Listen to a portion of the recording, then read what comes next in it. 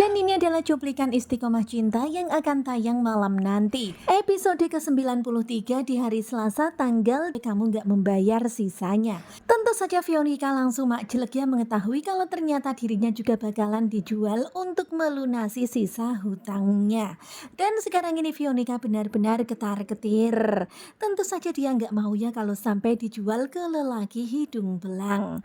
Dan tak berapa lama kemudian datang seorang laki-laki dan seorang perempuan. Dan ternyata itu adalah Darto dan Elva. Kemudian dia pun berkata kalau dia bisa membayar sekarang juga 400 juta. Dan mendengar itu Veronica pun terkaget, tetapi ternyata Darto mengatakan ada persyaratannya. Dan mereka mau ngobrol bertiga aja tanpa didengar oleh yang lainnya. Kemudian akhirnya Darto, Elva dan Veronica pun ngobrol. Pada awalnya Veronica mengira kalau dia mau dijadikan anak angkat. Tetapi ternyata setelah mendengar jadi mikir. Dia pun kemudian bercerita kalau sebenarnya dia itu udah punya pacar yang sekarang ini bekerja di Jogja. Dan Veronica sangat mencintai pacarnya itu. Jadi nggak mungkin dia mengkhianati pacarnya itu. Tetapi di sini kemudian Darto dan Elva bertanya, apakah pacarmu itu bisa membantu membayar hutangmu 400 juta? Kami melakukan semuanya ini karena ini adalah permintaan terakhir anak kami sebelum anak kami meninggal. Anak kami meninggal karena sakit hati, hancur hatinya gara-gara dokter bedah itu. Karena ternyata dokter bedah itu malah lebih memilih perempuan lain. Dan karena itulah kamu punya misi seperti itu. Kamu harus mendekati dokter bedah itu. Dan sekarang ini Veronica pun jadinya galau. Kemudian dia pun meminta supaya dikasih kesempatan untuk menelpon pacarnya. Dan kalau pacarnya bisa membantunya untuk melunasi hutang 400 juta itu, maka dia akan menolak apa yang dibilang Darto dan Elva. Dan kalian bisa lihat ya sekarang ini Darto dan Elva benar-benar berharap. Kemudian terlihat ya akhirnya Veronica pun menelpon kekasihnya itu. Tetapi ternyata ketika Veronica menelpon kekasihnya itu, ternyata nomor teleponnya itu nggak bisa dihubungi. Nomornya itu lagi nggak aktif. Tentu saja sekarang ini Veronica pun jadinya galau. Benar-benar bingung banget ya. Karena dia memang sangat mencintai kekasihnya itu. Tetapi sekarang ini dia benar-benar lagi butuh uang 400 juta itu. Karena kalau enggak ada 400 juta itu, maka ibunya akan dinikahkan dengan kakek tua itu dan dirinya juga akan dijual ke lelaki hidung belang. Benar-benar ya pastinya Veronica merasa terpojok banget dan benar-benar bingung banget.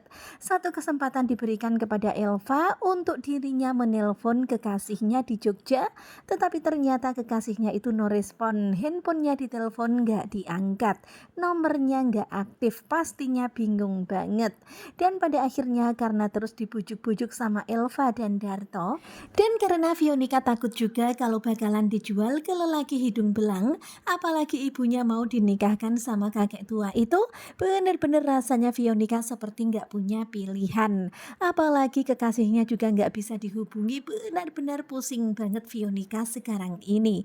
Dan pada akhirnya dia pun menerima apa yang dibilang oleh Darto dan Elva. Oke, aku akan menjadi Monica anak kalian dan aku akan ikut kalian ke Cina. Dan begitulah ya sosok perempuan ini, Veronica ini, dialah nanti yang akan menjadi Monica baru.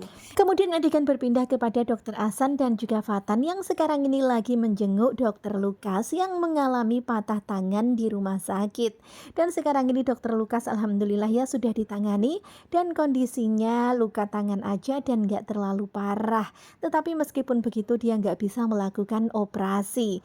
Jadi untuk Sultan dia pun nggak bisa melakukan operasi besok. Kemudian ketika melihat Fatan dia pun bertanya, apakah kamu adalah dokter Fatan? Aku datang loh di acara seminar di Singapura pada waktu itu. Dan ketika kamu memberikan seminar penjelasan perihal jantung itu, benar-benar itu sangat memukau. Aku begitu sangat takjub. Kenapa nggak kamu aja yang melakukan operasi untuk Dedek Sultan? Karena aku merasa kalau kamu berpotensi, kamu bisa. Tetapi ternyata Fatan itu masih insecure. Apalagi yang menimpa Dedek Sultan ini penyakitnya begitu sangat kompleks dan nampaknya Fatan itu belum percaya diri untuk melakukan operasi rumit, operasi besar seperti itu. Apalagi Fatan itu belum pernah melakukan operasi jantung dengan permasalahan seperti Dedek Sultan ini. Dia belum pernah menjadi pemimpin dalam sebuah operasi besar seperti ini. Kemudian akhirnya dokter Lukas pun berkata, tanganku nggak bisa untuk melakukan apa-apa. Jadi nanti aku akan membantu kamu, aku akan membimbing kamu. Kamu yang akan melaksanakan operasinya dan aku yang akan memperhatikan dan juga akan memandu kamu. Dan begitulah ya sekarang ini Fatan pun jadinya mikir keras. Kemudian dokter Ahsan pun juga memberikan kepercayaannya kepada Fatan. Dan pastinya mak jelek banget ya ketika dokter itu berkata kepada Fatan kalau kamu adalah satu-satunya harapan. Dan akhirnya Fatan pun mengiyakan untuk melakukan operasi itu. Dan ternyata kabar itu udah sampai kepada Kansa. Terlihat sekarang ini ibu misterius menyampaikan kepada Kansa kalau Dedek Sultan besok akan dioperasi dan yang akan memimpin operasi adalah Fatan. Dan mengetahui semuanya itu tentu saja Kansa pun kaget. Kemudian Kansa pun berkata kepada ibu misterius supaya diizinkan bertemu dengan Fatan. Karena dia tahu banget ya pastinya sekarang ini beban mental Fatan sangatlah berat karena dia akan memimpin operasi besar. Tetapi ternyata ibu misterius nggak mengizinkan. Kamu nggak boleh menemui Fatan karena kalau dia bertemu dengan kamu nanti dia gagal fokus. Nanti dia jadi nggak bisa fokus untuk mengoperasi Sultan. Dan meskipun Kansa sudah berusaha membujuk supaya diizinkan, tetap aja nggak diizinkan.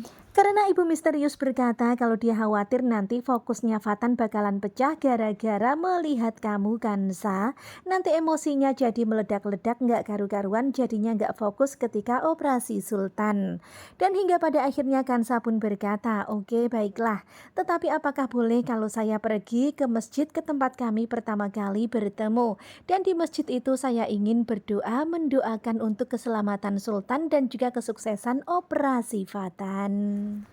Dan tentu saja bersyukur banget ya ternyata ibu misterius mengizinkan ketika Kansa itu mau ke masjid itu. Silahkan kamu pergi ke masjid itu, silahkan kamu berdoa untuk kesuksesan operasi Dedek Sultan yang akan dipimpin oleh Fatan. Nah tentunya kalian pasti makin penasaran kan dengan kelanjutan Istiqomah Cinta. Dan ini adalah cuplikan untuk nanti malam di episode ke-93. Dan ternyata begitulah di sini Kansa itu nggak boleh ketemuan sama Fatan. Tetapi dia dibolehkan untuk pergi ke masjid untuk berdoa demi kesuksesan operasi itu. Simak kelanjutan Istiqomah Cinta bersama dengan sinetronku. Terima kasih buat kalian yang sudah selalu setia dan jangan lupa nantikan video selanjutnya. Terima kasih dan bye-bye.